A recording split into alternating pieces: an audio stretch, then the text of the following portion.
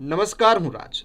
આપ જોઈ રહ્યા છો સ્પાર્ક ટુડે ન્યૂઝ. ગુજરાતભરમાં આગામી 26 એપ્રિલે યોજાનારી સ્થાનિક સ્વરાજ્યની ચૂંટણીને લઈને નર્મદા જિલ્લામાં રાજકીય ગરમાવો તેજ બન્યો છે. ભાજપ, કોંગ્રેસ અને આમ આદમી પાર્ટી દ્વારા ઉમેદવારો મેદાનમાં ઉતારતા ત્રિકોણીય જંગ જામવાની સંભાવનાઓ ઊભી થઈ રહી છે.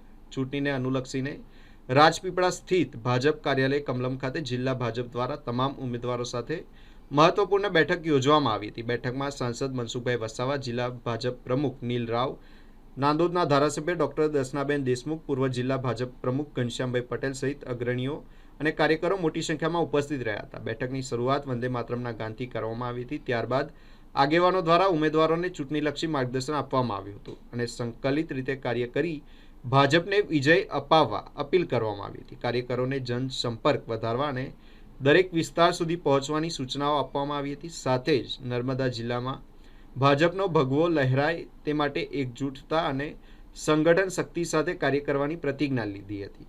સ્થાનિક સ્વરાજ્યની ચૂંટણી નજીક આવતા નર્મદા જિલ્લામાં રાજકીય માહોલ ગરમ બન્યો છે અને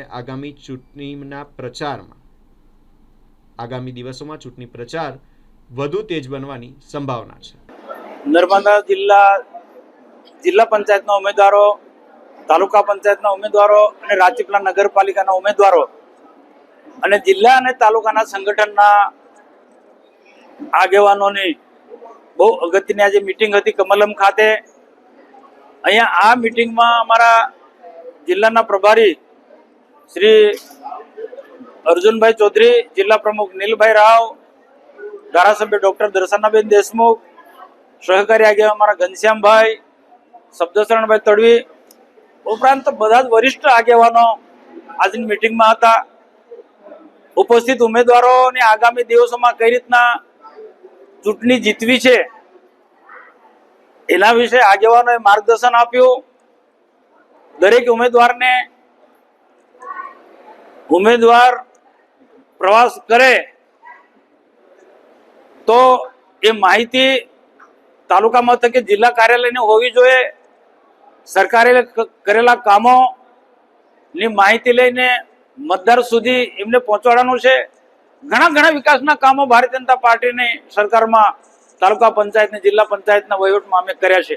પણ છતાં પણ ક્યાંક કોઈ કારણસર કોઈ કામો રહી ગયા છે તો એવા કામોની પણ યાદી બનાવવાની વાત કરી અને તાલુકા પંચાયત ને જિલ્લા પંચાયત ફરી ભાજપની બનવાની છે એ વિશ્વાસ સાથે અમે કીધું કે જે પણ કોઈ અધૂરા કામો હશે એ તાલુકા પંચાયત, જિલ્લા પંચાયત બન્યા પછી આપણે પૂર્ણ કરીશું. એટલા માટે વિશ્વાસથી અમે કહીએ છીએ કે કેન્દ્રમાં અને રાજ્યમાં ભારતીય જનતા પાર્ટીની સરકાર છે.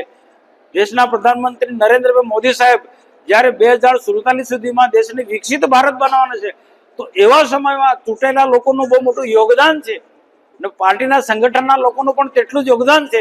એટલે પાર્ટીની વિચારધારા, સરકારનો વહીવટ પારદર્શક હોવો જોઈએ.